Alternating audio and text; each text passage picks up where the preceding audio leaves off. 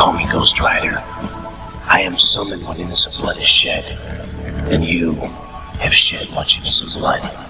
Do you dare face the agony of those you have slain?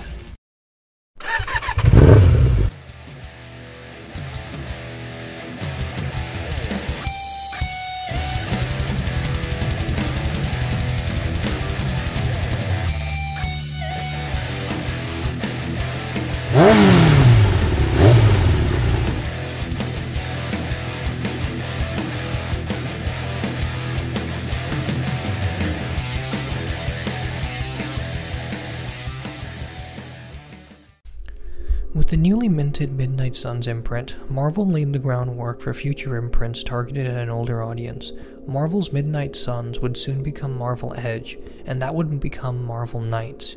However, despite the 17-part event that launched it, the Midnight Suns imprint didn't last long. Darkhold, Pages from the Book of Sins, ended with issue 16, which was part of Siege of Darkness. Night Stalkers ended only 3 issues after the event. Ghost Rider and Blaze, Spirits of Vengeance, and Midnight Suns Unlimited ended only 5 issues afterwards.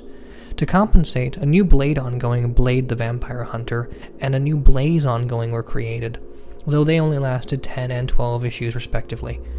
The logo, the Midnight Suns dagger, was dropped only 7 months after its introduction, with most of its core books being cancelled, although Morbius, Doctor Strange, and Ghost Rider continued under the standard Marvel logo. With the rocky start the Midnight Suns line encountered, Marvel released a Blaze miniseries by Howard Mackie titled Blaze: Legacy of Blood. The first issue opens with Blaze in a bar after the events of Siege of Darkness. Seer and Clara attempt to warn him about a new threat to his family, but he doesn't listen, thinking that sooner or later that danger will find him. When a demon attacks, Blaze reveals that he can channel more hellfire through a small knife in addition to his shotgun. A reluctant Blaze follows Clara and Seer to his friends from the carnival, Wolf and Cody, who tell him that his son Craig is calling for help. Blaze abandons them and searches for Craig, who should still be with the circus group that Blaze left his family with during Rise of the Midnight Suns. He finds that they were living in an abandoned building and is attacked by tattooed ninjas. Before he can defeat them all, one of them stabs Roxanne and blows the building up while the two escape.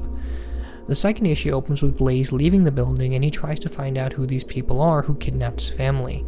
One of the 2 carnies that Blaze left his family with, George, is a member of this ninja group known as the Hidden, and reveals that Roxanne had promised their children away to a man by the name of Regent. While confronting him, Blaze is knocked out and George takes his family away along with Roxanne, who's still recovering in a hospital. In issue 3, Blaze is saved by Seer and Quinn and appears in front of Regent's hideout to get his children back.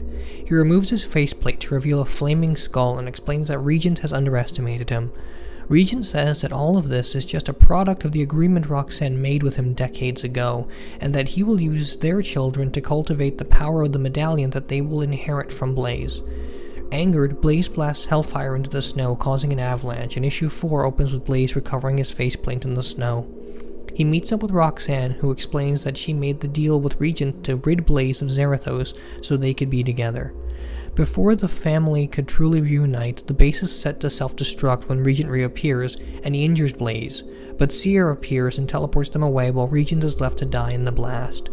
Blaze's family is slowly recovering from the ordeal, but he thanks Seer for her help and makes her understand that he still doesn't forgive the Blood for their role in his life. With the miniseries over, the story picks back up with a Siege of Darkness epilogue in Ghost Rider number 46. Ghost Rider's remains, a skull and jacket, are left for a display at a mausoleum, and Caretaker informs Mrs. Ketch about the death of her son. Stacy, unable to let go of Dan, steals the remains and locks herself into her room, holding on to them. In the meantime, Badolino is trying to figure out what to do with his powers and spots a monster stealing skulls. Believing he took Dan's remains, he transforms into Vengeance and attacks him. After defeating him, Caretaker arrives to explain where the remains are, and the two go to see Stacy, who hands them back and forgives Caretaker for his role in Dan's death. They agree to give Ghost Rider and Dan a proper burial, and Vengeance decides that he'll be the new Spirit of Vengeance in Cypress Hills.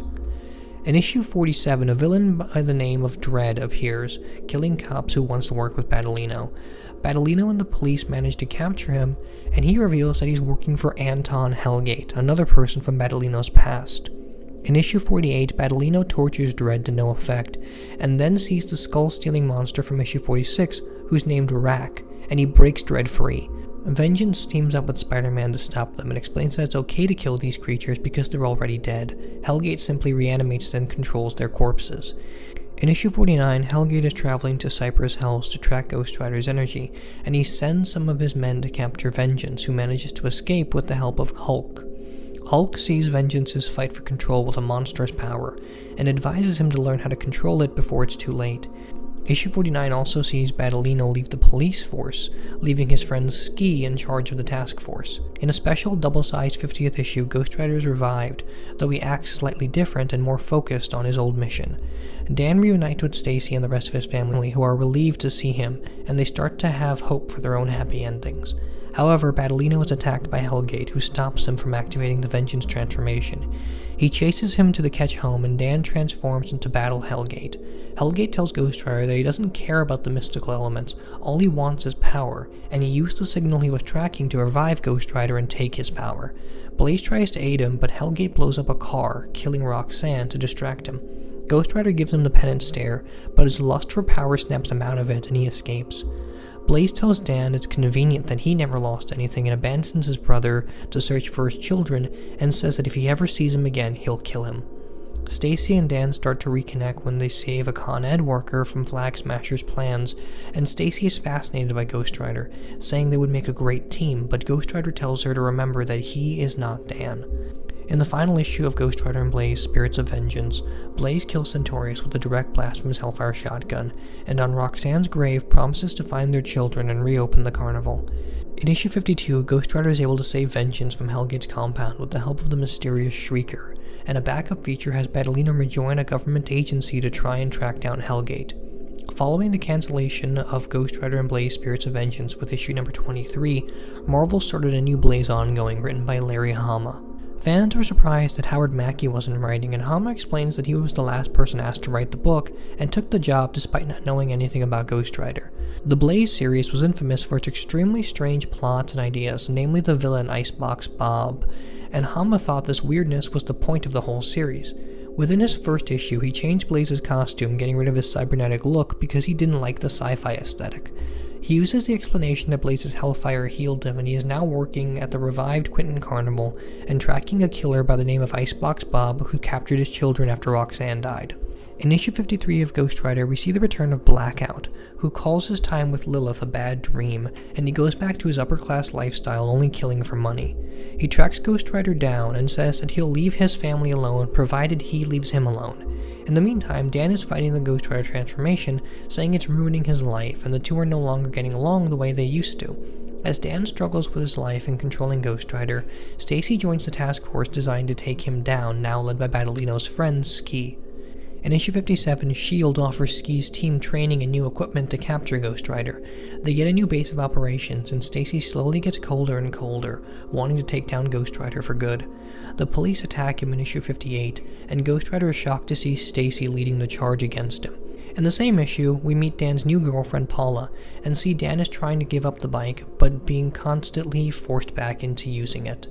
As Dan tries to escape the task force, he meets up with Shrieker in issue 60, and learns that he is Dan's best friend, Jack, who learned Dan is Ghost Rider in issue 4 when he first dealt with Mr. Hyde. Dan goes to see Stacy, who has a task force member over, and he tries to turn himself in, but is attacked. In trying to escape, Ghost Rider accidentally kills the officer at Stacy's house. In the double-sided special issue 61, Hellgate's men and the police corner Ghost Rider, who is hiding out in a church. Ghost Rider is aided by Daredevil and Punisher, who protect him while he tries to turn himself in. He tries to explain his actions, but Stacy doesn't listen, and Ghost Rider understands and respects her search for vengeance. As Ghost Rider lies defeated, he accepts his capture as penance for killing a man, and S.H.I.E.L.D. takes him away to Stacy's dismay, who no longer agrees with her actions. Issue 62 begins the 4-part In Chains storyline, which has Ghost Rider locked away in a secret government research facility known as the Black Hole. As Ghost Rider is being studied, he meets up with Dan in his mind to discuss their recent disharmony, and Dan promises not to fight the transformation until Ghost Rider breaks them out. However, due to the experiments on his body and Ghost Rider's weakened state, he is forced to change back into Danny. The story continues in issue 53, where Stacy faces Jack, who is angered over the fact that she let the government have Ghost Rider, though it's never explained as to how Stacy knows Jack is Shrieker. Dan tries to explain everything to the government scientists, but they don't listen and continue their experiments, so Dan retreats into his mind and finds Ghost Rider reliving the vengeance he's dealt out, demonstrating his single-mindedness. Ghost Rider also explains he gets glimpses of his past, but never enough to truly know. It's revealed that Skinner, a Lilin from previous crossovers, and Scarecrow are locked up in the facility being studied. Ghost Rider and Dan agree to fully merge once again as they try to escape with his bike, but they accidentally set Skinner and Scarecrow free. Before issue 64, the Blaze series is cancelled. The end has Blaze, with the help of the Punisher, recover his children, and while he gets a happy ending, Punisher reminds him that not everyone is that lucky. In issue 64, Nick Fury and the Avengers arrive to stop the prison break, and they battle Rack and Dread, who also arrive. The man in charge of the facility, Spook, is confronted by Scarecrow, but he reveals he isn't afraid of him, so he sends him on a mission to kill Ghost Rider while he backs up all of his information and escapes. Spook starts the self-destruct sequence, and the Avengers begin an evacuation process. Black Widow and Fury stay behind to try and stop it, while Ghost Rider begins his battle with Scarecrow. Before the conclusion of the In-Chain story arc, Ghost Rider joins the Marvel Edge imprint, which started after an inter-office shakeup. At the time, Tom DeFalco was the editor-in-chief who took over after Jim Shooter. Mark Greenwald said of DeFalco that he never had a strong personal vision for the company and often remained more open to other people's ideas. He, at the time, didn't know whether this was a good or bad thing. DeFalco says his time was similar to the old bullpen bulletins, but with more yelling. He is credited as being a key member of the management that took Marvel public and increased their net profits by 500%, and this allowed him to expand with new creators. However, DeFalco had a number of disagreements with upper management and was subsequently fired from the position. To replace him, Marvel instituted a new system with 5 editors-in-chief that would oversee the specific families that the company had created. Bobby Chase, one of the only people Howard Mackie said he could work with, and also who he credits for the absurdity of Siege of Darkness, would helm the new Marvel Edge line, which featured characters like Daredevil, Punisher, Hulk, and Nick Fury, along with the remaining Midnight Suns books. Edge opened with a crossover event titled Over the Edge, in which the Punisher wanted to kill Nick Fury because he was tricked into thinking Fury was behind the murder of his family. Characters like Spook from the Ghost Rider series would get more development in the Edge event. With the Edge banner in place, Ghost Rider number 65 starts with Ghost Rider defeating Scarecrow, and everyone inside the building escapes the blast. Weeks later, Spook, after the events of Double Edge Alpha, part of the Over the Edge crossover, learns Danny Ketch is Ghost Rider, and sets a plan in motion to kill him. At this point, Dan and Ghost Rider have patched up their relationship and both get equal time to live their lives. Danny is even visited by Captain Dolan, who wishes he was still with Stacy despite his current relationship with Paula. As Danny rides through town, he is saved by the Punisher, who is still targeting Fury and helps Danny to battle Spook. Ghost Rider declares that he'll stop Spook, but he'll go after the Punisher after this is over, since he has crossed the line. Ghost Rider gives Spook the penance stare, but Punisher kills him to Ghost Rider's dismay. As Howard Mackie nears the end of his run, he sets up a new informant for Ghost Rider, going by the name Deep Throat a la X-Files, who helps him dismantle Hellgate's operations in issue 66, and in issue 67 he has Stacy start a relationship with Ski from the police task force. Before his final 2 issues, a Marvel Edge one-shot was released called Crossroads, which has John Blaze once again become Ghost Rider, and Danny works with Roxanne and Barb to get out of hell where Scarecrow is chasing them, all a part of Blackheart's plans. In the end, Danny and John escape, but Roxanne and Scarecrow are left there in Blackheart's domain. This one-shot was plotted by Howard Mackie, but scripted by Ivan Velez Jr., who would take over the Ghost Rider series with issue number 70.